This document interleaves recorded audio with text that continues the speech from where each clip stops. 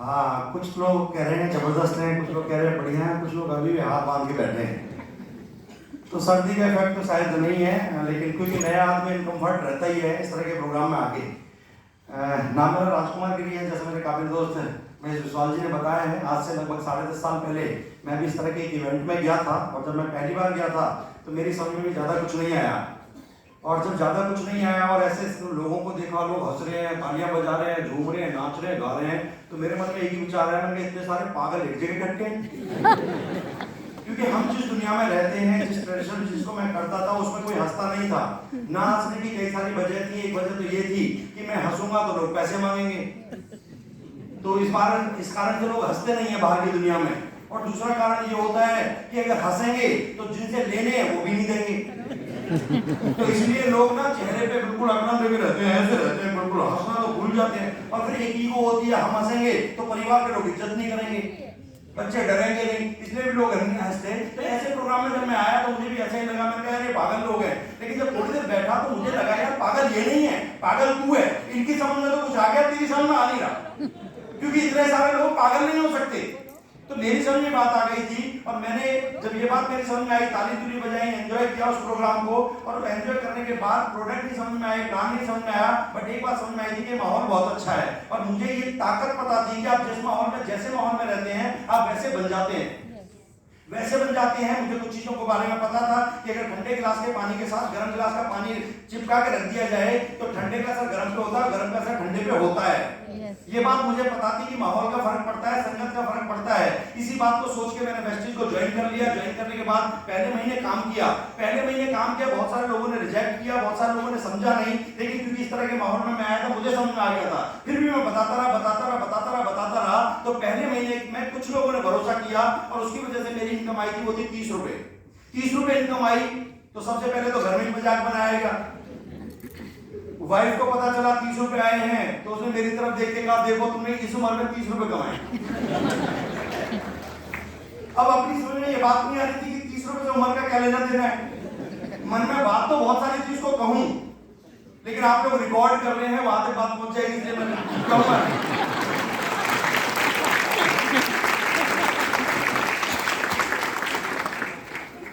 Actual में इस उम्र में दूसरा विकल्प भी नहीं होता ना। तो मन में जो बात थी मैं वो आपको बता रहा हूं, उसको मैंने कहा नहीं, लेकिन आपको बताना चाहता हूं। मन में मेरे एक बात आई, मैंने कहा इसको पूछूं तो सही कि मुझे तो 30 रुपए आए, जिस काम को करके मुझे 30 रुपए आए, उस काम को करके तेरे बाप को कितने आते हैं।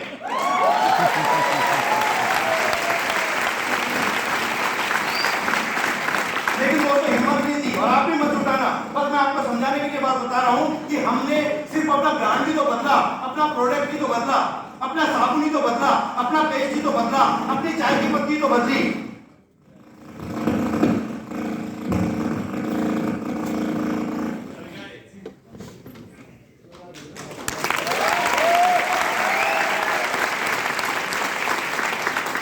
अच्छा, मुझे आदत है जब मैं स्टेज पे आता हूं तो इस तरह की चीजें होती हैं।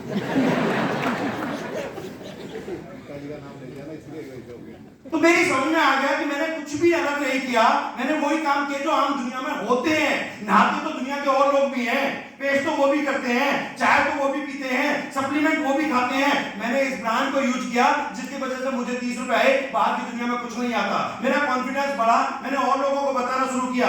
अगले महीने और प्रयास किया, भरोसा बढ़ा था कि 30 रुपए आए तो 300 भी हो सकते हैं। अगले महीने काम करने की वजह से 300 तो नहीं आए, 78 रुपए आए। और दोस्तों 78 रुपए भी जश्न नहीं मनाया गया था, मजाक बनाया गया था। घर से ही शुरुआत हुई, बाहर वालों ने भी बनाया, लेकिन मेरा कॉन्फिडेंस था। मैं इस तरह के माहौल में आता रहा और यहाँ मोटिवेशन लेता रहा, एजुकेशन लेता रहा, काम करता रहा। अगले महीने 1436 रुपए आए, उसके अगले महीने 8300 रुपए आए। और जब 8300 रुपए आए तो वाइफ बोली, काम तो ठीक।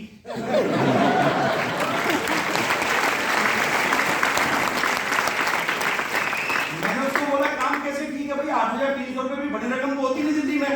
8300 रुपए में क्या होता है? अरे नहीं, वैसे ठीक नहीं है, ऐसे ठीक है कि पहले महीने 30 थे, दूसरे महीने 78 थे, तीसरे महीने 1436 थे, अब 8300 एवरेज और ग्रोथ ठीक है। तो उसने मुझे बोला ग्रोथ ऐसे ठीक है, अगर ये 8300 आए तो कुछ कुछ महीनों में 80,000 हो जाएंगे, उसके कुछ महीनों बाद 8 लाख हो जाएंगे, उसके कुछ महीनों बाद 80 लाख हो जाएंगे। मैंने कहा रुक जाए यार।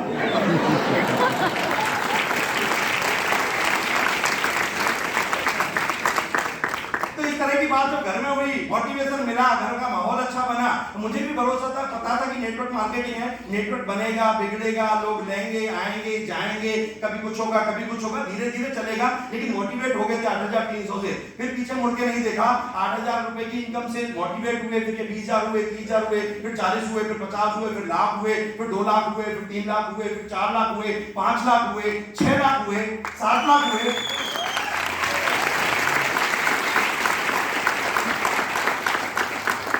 और जो कभी सपना देखा था कि 10 लाख रुपए की पर मंथ की इनकम हो, एक महीने ऐसा भी आया जब 10,62,000 रुपए की इनकम यहां से एक महीने की।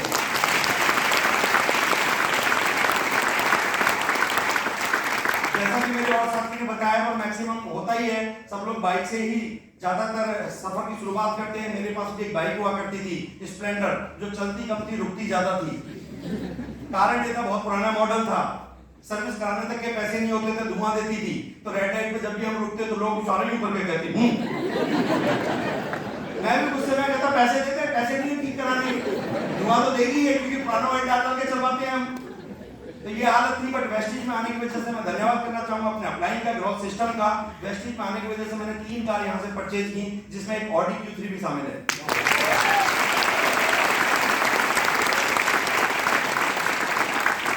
वेस्टिज से पहले दिल्ली का लाल किला भी नहीं देखा अंदर से, क्योंकि जरूरत महसूस नहीं हुई, लगता था क्या देखना। लाल किले के आसपास तो खूब घूमे, पर देखा नहीं, और आम आदमी देख भी नहीं पाता। लेकिन वेस्टिज में आने की वजह से 10 देशों की यात्रा की है, सिर्फ घूमने के लिए।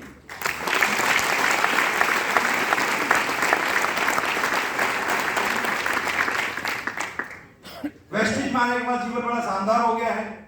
और मैं तो आप लोगों को भी यही कहूंगा कि जीवन अच्छा हो सकता है। हम सब लोग किसी भी जाति धर्म से बिलोंग करते हो, सब लोग दुआएं, प्रार्थना और अरदास तो करते ही हैं, हर तरह से अपने अपने तरीके से पूजा अर्चना करते ही हैं। कितने लोग करते हैं पूजा या अपने अंदाज में प्रार्थना ईश्वर से? वेरी गुड, सारे लोग करते हैं, मैं भी करता था। और मांगते क्या है? मांगते हैं सुख, संपन्नता, धन और दौलत। ईश्वर से यही तो मांगते हैं, यस या नो? लेकिन मैंने ये देखा है कि ईश्वर देता तो सबको है, लेकिन डायरेक्ट कभी ऐसा नहीं देखा कि किसी घर की छत पे 10 लाख रुपए रख गया हो। मैंने कभी ऐसा नहीं देखा घर के घर बाहर कभी कोई कार खड़ी करके गया हो। ऐसा देखा नहीं कि उसने पासपोर्ट बना के किसी को दिया हो। ऐसा नहीं देखा कि उन्होंने वीजा बना के किसी को दिया हो। लेकिन ईश्वर देता तो है, डायरेक्ट नहीं देता, वो इनडायरेक्ट देता है। और इनडायरेक्ट देता है वो एक अपॉर्चुनिटी, एक मौके के रूप में। हो सकता है आपने जितनी भी प्रार्थना अर्चना आज तक की है, उसके बदले ईश्वर ने आपको दिया है, और वो दिया है वेस्टिज का सिस्टम।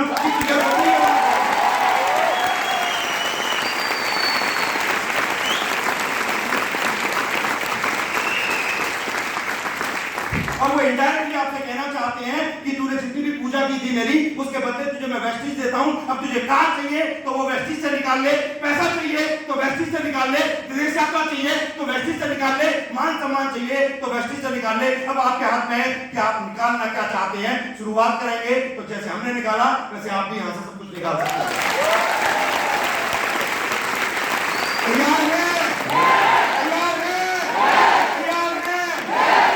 नए लोग जितने भी यहाँ आए हैं, उनके मन में डाउट होगा, ऐसे कैसे?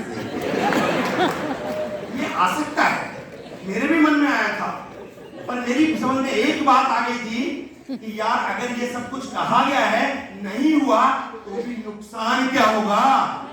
नुकसान तो कुछ नहीं होना, चल करके देखते हैं, ऐसा माहौल मिलेगा, हो सकता है अपनी भी लॉटरी लग जाए। ये सोचा था, सिस्टम में आए, सीखना शुरू किया, क्योंकि बिना सीखे तो हो ही नहीं सकता।